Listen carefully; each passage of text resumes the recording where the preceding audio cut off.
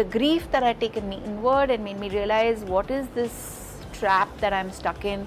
I'm just being commodified and sexualized, and I'm not sure whether this is the path that really gives me joy. And I will never shy from saying this, but the first time I felt respected and valued on a film set was when I worked for VVC.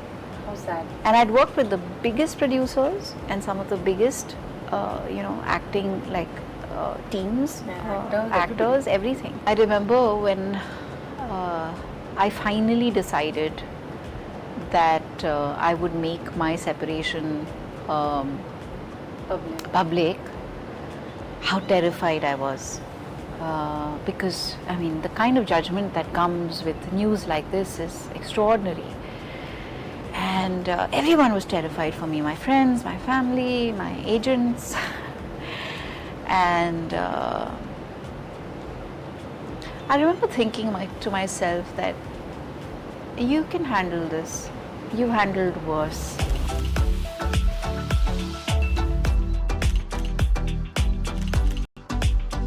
We're shooting in Rajasthan with my character speaking Bhojpuri, and my lines are being given to me minutes before I have to go on set to shoot. My clothes are getting stitched on the fly and they're just like kind of arriving. So there's like no, अच्छा क्या पहनती है? Chaniya choli. And I'm like, क्यों? तुम सवाल बड़े करती हो यार. तुम सवाल मत किया करो. When I started out as an actor, there was a lot of comparison with former beauty queens, especially Aishwarya Rai. You don't have to be light-eyed and light-skinned to be perceived as beautiful. You can be yourself entirely and still be beautiful.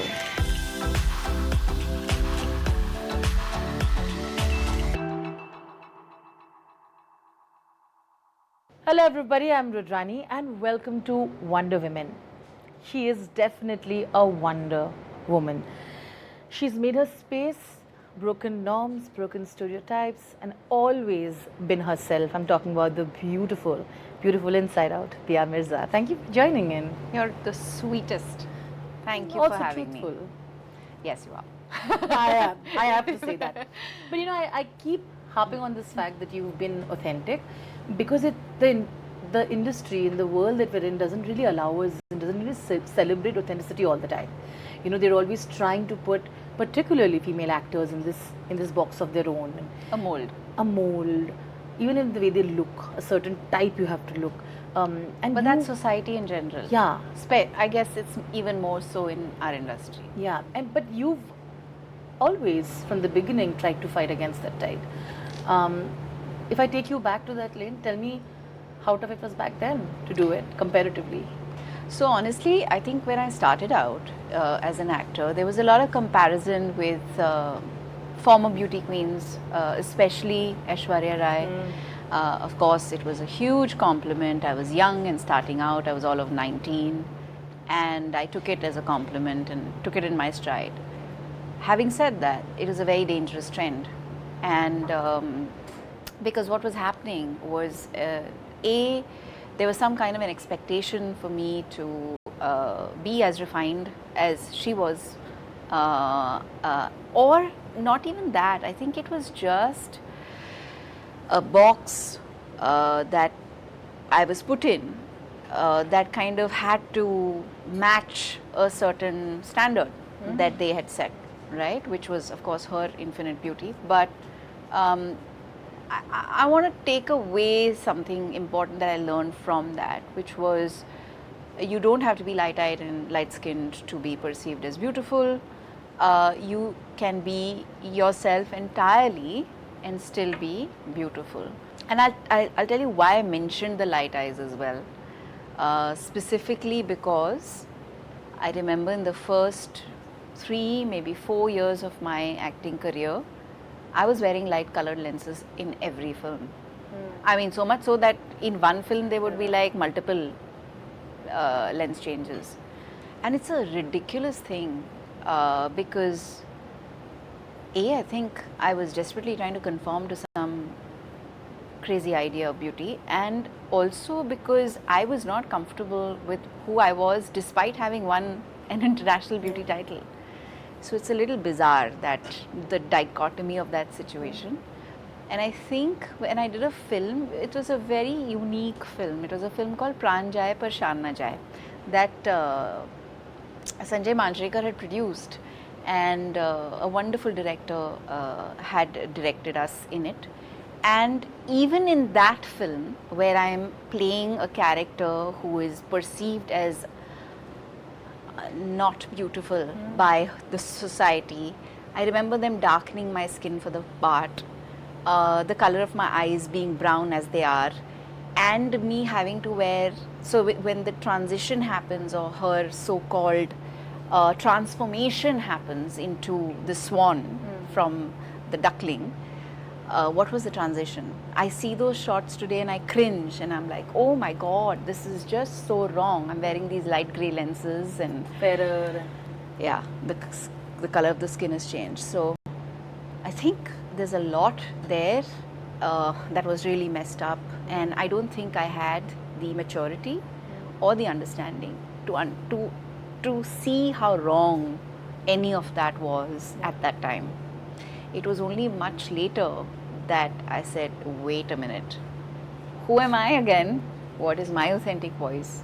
So can the first thing that I discard and never use again be a colored lens, unless the part genuinely demands it and I'm not doing it to validate some form of beauty that somebody else has set a standard for.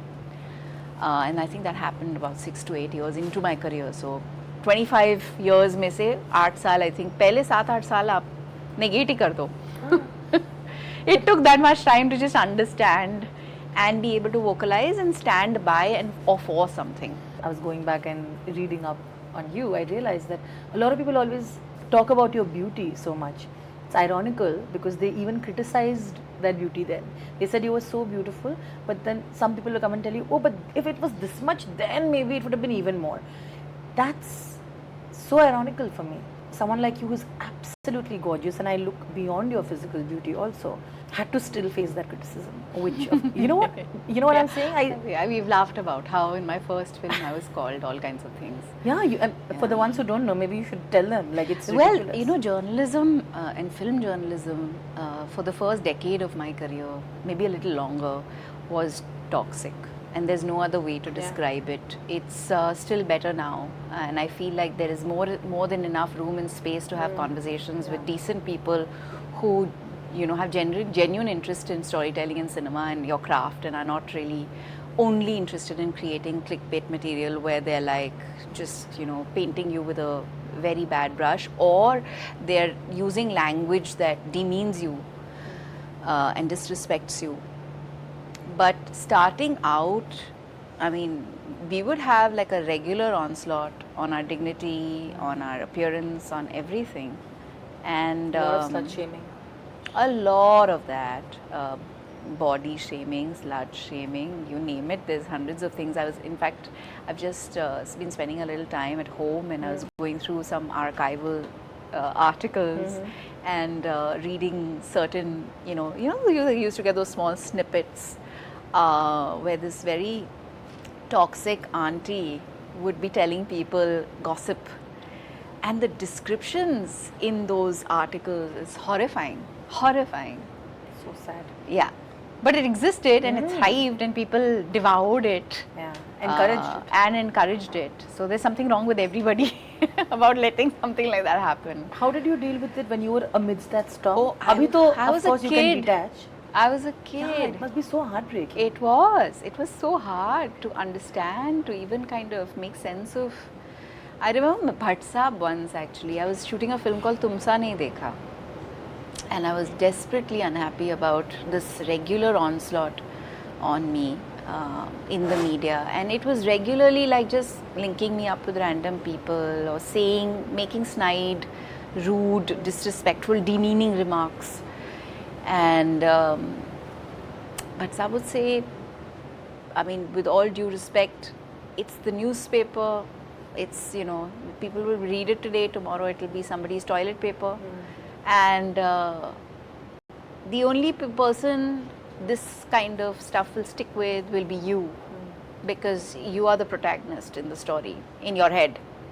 So why don't you remove yourself from the protagonist's position and look at it from a third person's perspective?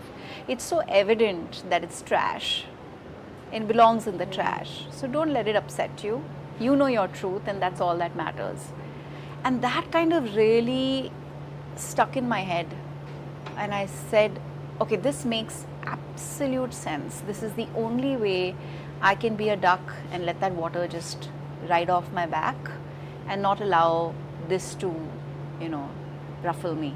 Deep dive into a time when you started was during modeling and of course around the time your year was so monumental because all three of you were absolute queens in your own right, with or without the crown that you won for us. Three individual personalities, Lara, you, Priyanka. But also after that, what happened was just the pitting against each other, saying who is better than the other. In fact, I know that Lara and you were actually roommates, when you were struggling at the time to make them. Yeah, we shared bye-bye noodles. Right? When we had no money. I need to know a little more on that for the ones who don't know. I just know a little, but maybe you can. And how do you look back at that conversation today? We are at a time when we know women are not buying that game of, being pitted against each other, but it still goes on at some level. Oh, at every level, right? That's another thing that patriarchy thrives on. Yeah. No, I think it was just another byproduct of what sells, write the news that sells and create the noise that kind of gets heard. So my film journey started a little before Priyanka's and Lara's because I dived right into it. They gave themselves a little time.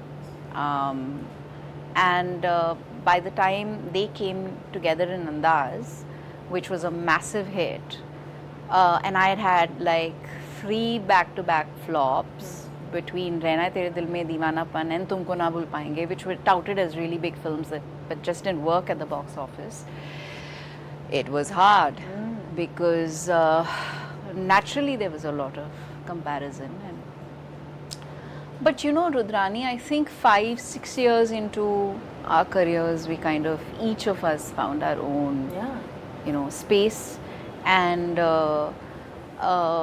I'm sure there were those who wanted to compare, continued to compare for a very, very long time, until we reached a point where our individual voices became so distinct and so strong that the comparisons had to stop. And that's wonderful because I think, to look back at a time where we all had this shared, unique, incredible experience from coming from, different cities in the country, learning to navigate, living on our own in Mumbai.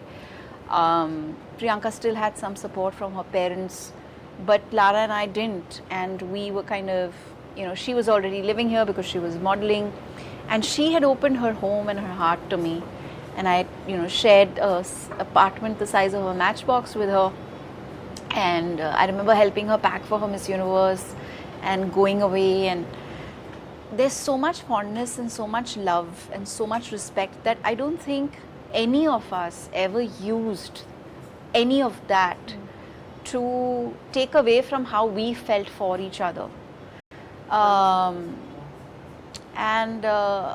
Priyanka was just doing extraordinarily well, almost from get-go. So she had other battles to fight and deal with. And she continued to, and some of those just intensified with time. But she was doing really well. And so one only had awe and respect for that, You kind of looked at it and said, what incredible confidence. I remember thinking to myself, my God, if I was half the actor she is, how much further I would be able to go. So I spent more time honing my skills, understanding what my drawbacks were, understanding how I could be a better artist. It kind of worked both ways. You mentioned it inspired some solid work. No, of course. To say the least. No, of course. You said Lara and you shared Viva noodles. I'm sorry, but sometimes when you go back to those moments where पैसे नहीं थे यार. Yeah, वही मैं कह रही हूँ. It also shapes you as a human being. Yeah, the value for money, the value to become more independent, all of that. Absolutely. Do you agree?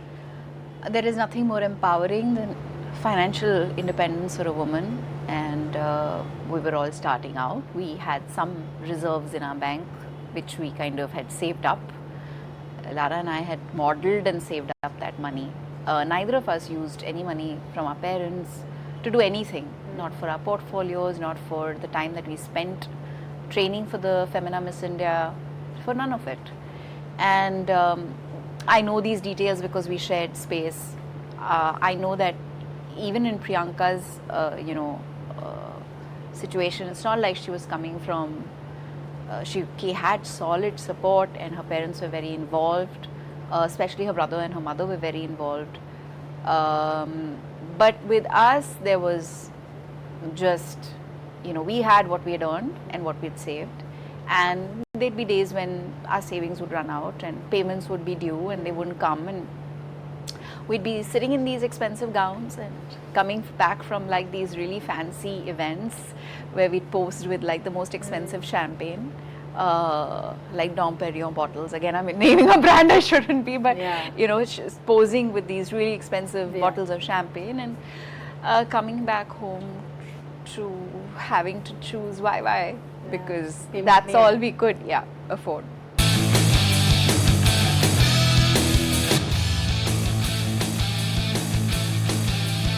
I have to, of course, bring up, I know your mother is a huge inspiration for you. Most of our mothers are. But have you found strength and resilience, and also the person sitting in front of me, some of these very inspiring qualities, do you think has kind of been inculcated watching her journeys? Oh, of course, my mother's been through many vicissitudes and she's got incredible strength of character, and she's really fallen and risen and helped me understand the power in firstly acknowledging your vulnerability, secondly the power of I think forgiveness, and third, the magic of living a life free of grudges. Yeah, very difficult. Yeah. So these three things I've definitely learned from her. I love that. Well, we come to our last part. A few fun questions. We call it the Wonder Women Q&A. Yeah. Are you ready? Yes, ma'am. Okay, let's go. How would you describe yourself today in comparison to the 20-year-old that you were? More aware. I think when I was in my 20s, I was living. I wasn't as alive as I am right now. Very nice way to put it. Okay. If you had to give a one-liner advice to that 20-year-old, what would you tell her today? Don't worry, be happy. It's simple but so important. Yes. Isn't it? Yeah. Okay. 3 women from the industry that I actually wrote myself a letter. Oh, really? It's on Instagram. If you ever have the time, read it. I'm going to go and read it. Yeah. Oh, wow. To my younger self. I'm going to put out this as we I'm going to keep doing this every few years. I think it's important. Yeah. Yeah. I'm going to put this letter out as we talk so that just others can also glimpse at it. Very lovely. But yeah, on that note, 3 women from the industry that you absolutely love and admire, can be from any era. I don't think I've ever done an interview without taking her name, Shabana Azmi. Of course. She's just a remarkable woman, and I think it's her leadership and her strength and her character that has really shaped and defined our character. And so many of us look up to her, and she's so cool. She's the youngest of us all, and she's the coolest. She's my Avian's Nima. So beautiful. She is everything I would aspire to be. She has taught me that cinema is a powerful tool to bring social change, to do social good. She has taught me how incredibly important it is to have a voice. And to be able to have a voice, one needs to have a very clear sense of your why, your purpose. Beautiful. There's Smita Patil, whose body of work inspired me when I was growing up. She was my mother's friend, And I will never forget the morning she passed on, and how my mother wept for her. And I think for me, growing up, she was like everything, Yeah. you know. And I watched all of her films over and over again and learned so much from her. What an extraordinary woman. And the third woman who really inspires me, and who I really look up to and love, is Vidya Balan. Just Amazing. her. Yeah, she's just amazing. Okay. An on-screen character that you've done that you absolutely love and relate most to. It's a hard choice between huh? Thappad. Thappad and Dhak Dhak. Dhak Dhak. Yeah. Because they're both completely different worlds and different women, but oh my God, how I aspire Yeah. for their strength, you know, and their ability to just be so rooted in themselves. They're so amazing. Yeah. Who does Dia Mirza think that she has best on-screen chemistry with? Good question. I've never really thought about this. But I think I've got really nice chemistry with most of the people I've worked with. True. अच्छे लगते हैं हम लोग साथ में. Yeah. I think everybody would say probably the usual. Maddie. Maddie. Yeah. Maddie, Saif. Yeah. I know there's a whole fan following for Rajiv. Yeah. Yeah. Just yeah. that there is for Maddie. The Sanjay Dutt. I've actually done a beautiful film with him back in the day. Release nahi hui, but it was quite special. But I feel like my best on-screen chemistry till date was with a little girl, a child called Dishita, Yeah. who I think made me feel like a mother even before my children, my child who I It's a good one. birthed, made me feel. Yeah. Yeah. Okay. A role you would have done differently today. So many. She's like, So many. I would do Reena Malhotra very differently today. I'd keep her more real in terms of just the way she looked. I wouldn't wear the kind of clothes she's wearing in the film. I wouldn't wear any of that makeup. I wouldn't wear those colored lenses. I would actually keep Reena as real as Reena in the South Indian version was, if I had control over how I looked in that film. Okay. I think I'd perform it with a little more maturity. Okay. है Fair ना? enough. Fair enough. मतलब थोड़ा बहुत ठीक ठाक ही था, लेकिन Yeah. अभी better होता, थोड़ा better Because you होता. have grown so much as an actor also, Dia. Maybe that's why you I feel don't know that if I've way. grown as an actor, but I definitely know that I've grown to understand myself better. Yeah. And I think that then lends itself to Your career, your profession. performances, yeah, your craft. Of course. Okay, the last one, of course, to Yes, all the ma'am. women who are watching or around you, or if Dia had to tell them something today, you know, not just on Women's Day, probably every day that they need to remind themselves. Oh my God, create a sisterhood. Yes, please. Hold each other tight. Support, celebrate, and worship each other. Because there is nothing more formidable than a group of incredible women. Here, है ना? and she's among them. Always a I cheerleader. have them on my corner, I have them in my side, I champion them, I celebrate them, I love them, and I am just so grateful for them. 100%. Yeah. And we are also a little territorial. So, I think yeah. female friendships. no are really- one can mess with us. It's true. You're together, right? Yeah. I also feel like female friendships are healing. Yes, in some they are. ways. It's Oh really- yes. oh, I mean, just those sitting- unspoken hugs and those unspoken conversations and Yeah. just being around each other is healing. Absolutely. Now you know why she's our Wonder Woman. Thank you, Dia, for being a part of Wonder Women. Thank you, Rudrani, for And- always offering me space.